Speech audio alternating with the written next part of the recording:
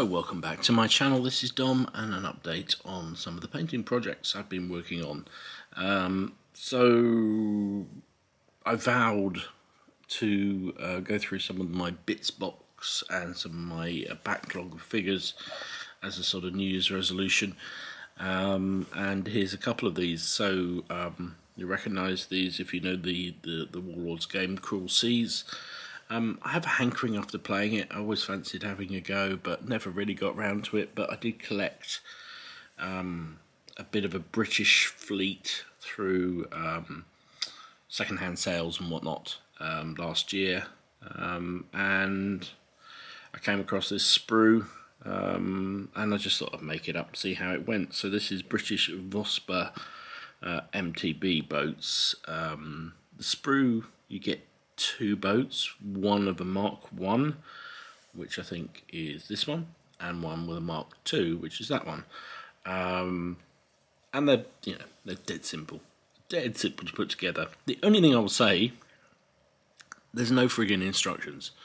There's no instructions on the Warlords website that I could find. So although it was actually really straightforward, there aren't many parts to it. They're really difficult because they don't put any flipping instructions. How flipping annoying is that? Flipping, a lot of flippings this morning. Anyway, I found website. No, actually, I found a YouTuber who actually showed him making these boats, and that was tremendously helpful. So I've done that. So I'll put a link in the underneath here to the guy who did the videos, just in case you're struggling like I did. I've then painted them up. I've just done them very simply. Lots of greys, silver dry brushing over the top, just to sort of add to it. The life rings. I wasn't sure. It just seems wrong to have them. Well, it sort of feels right that they should be bright coloured, because at the end of the day they get thrown in the sea, and you want to be able to see the person that's fallen in. However, it's a warship, and you don't want to do anything that helps sort of attract attention, so they wouldn't want them bright. So I don't know what colour, but I went with a bright colour. I rather suspect they should be darker, but anyway, whatever, it looks nice. And each pack comes with 4 torpedoes, so I've done those as well. So I've no idea whether I'll play this game, given the fact we're now in another national lockdown. It's not like they're going to be playing anything for any time soon, but it was nice to just get these done, and they'll sit in the cabinet until I get around to doing the rest of the fleet, because I've got a load more to do as well. And actually, they were fun to do, something different, and you need variety, right? Always need variety. So there you go, 2 ships to add to the list of 2021 projects completed. So fear not, I hadn't forgotten my cleve-berg project. I've continued to work on that a little bit slower because frankly I got a little bit bored with doing it. I realised actually I only have 2 more battalions of infantry to complete, and a couple of other periphery bits to finish the project I was working on, the half a division basically that I was working on. So this is another battalion of cleve-berg foot, done exactly the same way as I did the previous ones. And I think they're pretty effective. I really like it. Now my only problem is I mislaid the flag for it, so the flag bearer is there, but I'll find it at some point, stick it on. That's battalion 6, I think. So 1 more to go, and then the 7 that I had planned for the project will be done. And at least that division, or that project, is sort of finalised for the time being. I have got some Baden troops to add, which is the other half of the division. So half the division is cleve-berg, the other half is Baden. I have got the Baden troops to do, but I'll leave that for a while now, because I think I've done enough from napoleonics. Well, sort of not French napoleonics anyway for a while. So there you go. Quite pleased to get that done. I think they are very effective once they're finished, so I like doing them. They're very satisfying, and I've got used to doing them, so I rattle through them pretty quickly now. This only took me a couple of days to finish this battalion off. So yeah, there you go, another battalion down. 6 of 7. So next up, this is a group of 6. I think they are Warlords, KGL Lüneburg Light Battalion Skirmishers. They're metal figures. I got them out the back pile, basically. I think I probably bought them. It's bent. I think I probably bought them to make up a package to get free postage or something at the time. So they're nice models, actually. They're quite fun to do. Lüneburg, well, KGL lights like this the green, but I think they only use muskets. I'll have to check that up. I'm pretty sure they only use muskets, so they sort of look like riflemen but are actually musketeers, which will be interesting to play with. I have to try and remember. It's just something different, right? It's a different unit to have. It's part of the fun of napoleonics, is having all the different types of units, different flavour, which I think is what brings this period to life for me.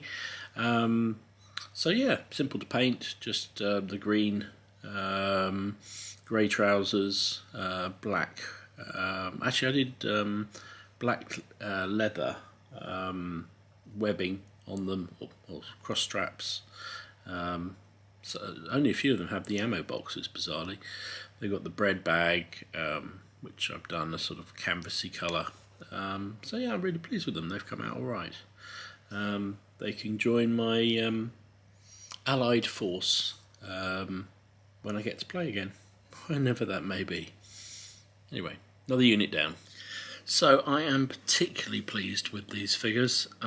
These are 6 Highland British infantry from the French Indian Wars. They're North Star miniatures.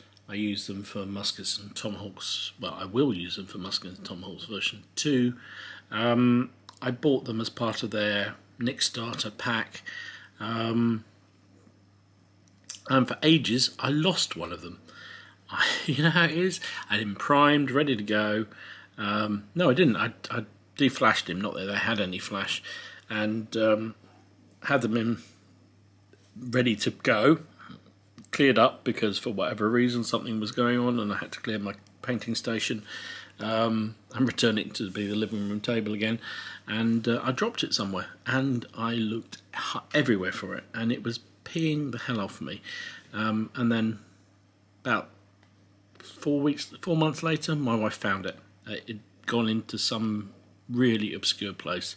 Anyway, the remaining 5 were waiting for him to join up, and now he has. So there's the 6 of them here, which is a skirmish-sized group in muskets and tomahawks. Also, I can use them potentially in sharp practice, because 6 is a good number for skirmishers. I have never done Highlanders before. I've never attempted any kind of kilts. I'm not going to claim these are any kind of historic kilts, because they're not. They're just my desperate attempt to make it look half decent from 3 foot. But do you know what? I'm actually quite pleased with them. They've come out alright. So these are, yeah, really nice figures. I really enjoyed doing them. Took a bit of time, put a bit of effort in. I think I redid the kilts twice. So I think these are pretty ropey. Should have seen some of the earlier versions. But the effect is good, and it looks fine from 3 foot, which is the name of the game in my book. So there you go, another 6 infantry completed. I found well, not found, I did know where they were. I've got 8 more British infantry from this period in campaign wear, which will be another group which will come out fairly soon. I'll get them painted up, and then I think that is pretty much all my French Indian Wars, apart from maybe some Canadians, which I've got somewhere. Anyway, that's them done, and very pleased I am too. So here's a couple of character figures that I've painted up. This guy was a special figure that you got with the Nick Starter French Indian Wars packs that North Star Miniatures did. I think he's a French Indian, I think. But given the fact, obviously, I'm not going to play French, I'll probably use him as some sort of native, or potentially sort of militia commander. He's kind of characterful. He's got an axe and a pistol, and his handbag on, which is cool. And he came out all right actually. This guy, I can't remember where. I want to say he's Black Scorpion figure. I really can't remember where I got him from. I think he's a pirate, and I just thought he was a fun figure. When I was looking for all these figures to pull them out, I found both of these together, so I thought, right, I'll paint them up together. He could be a commander in one of my muskets and tomahawks armies. He's got a pistol in one hand, sabre in the other. He's also got a pistol in his belt, and he's just full of character. Really like him. Really enjoyed doing both of these figures. In fact, all these figures I've really enjoyed doing. Got really back into the painting swing. So it's been good fun. So there's two more from the backlog. So I talked about these fellas just a minute ago with the Highlanders. These are another 8 British regular infantry from the French Indian Wars in campaign get-up. I already got 8 of them. They're from North Star Miniatures. I bought 8 initially with the initial Kickstarter for muskets and tomahawks. If I'm honest, I bought them mainly because I didn't have to paint red, because I don't like red. I love plain British, but I don't like painting them.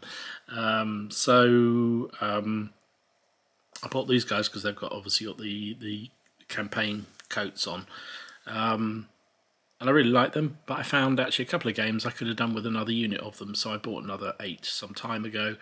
They've been sitting waiting to be done, so this is part of the backlog. Make you laugh, Leslie, but they are part of the backlog. So really nice to get them done. Really satisfied with them actually. I think they've come out nicely again, a bit like the other ones do. I like North Star Miniatures. They're quite chunky and they paint up really nicely. Put it on this base, which is a war bases base, I think, which allows, you can see, 8 figures to sit quite snugly. Yeah, so really pleased.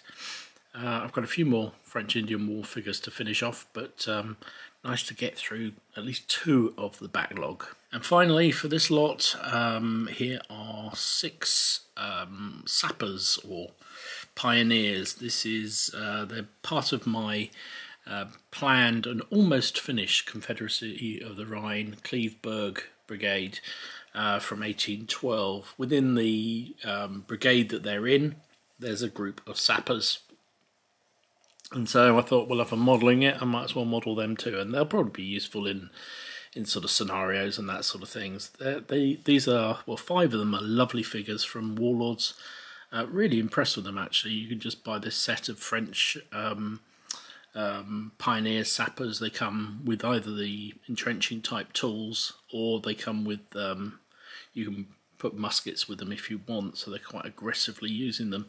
Be brilliant for a sort of storming party, but I put the tools on them because they're going to be my pioneers. This guy in the middle here, he's actually a leftover Spanish militiaman. I cut out his hands and put one of the spare spades on it. It's not the best conversion in the world, but you know, it's just to make up the numbers. So there's a little group of 6 there, and really pleased with them. I think they've come out really nicely.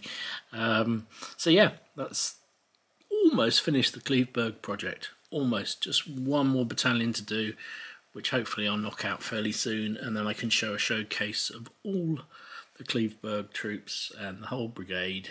Well, it's half a brigade completed, and sorry, it's a full brigade. It's half a division completed. So I'm really excited about that. So there you go. That's the final ones. Been an incredibly productive week or so into the new year, and mainly because we're in the tier 5, another lockdown, and so there really is nothing to do after Christmas as well. And so it's just been work and painting for me, a daily walk, and that's it. So yeah, I've been very productive on the figure front, which is good. But God, I want to get some gaming in, so I think I might try and get some solo gaming worked on, and also talking to a couple of guys about some Zoom games as well, or Discord games, because I think, don't know about anybody else, I could really do with a game. Anyway, hope you're doing well, hope you're staying safe, hope you're keeping in and managing to avoid this dreaded lurgy, this COVID situation. And hopefully, at some point soon, life will continue in sort of normalish way. Anyway, stay safe, stay well, and I'll see you again soon. This is Dom, signing out.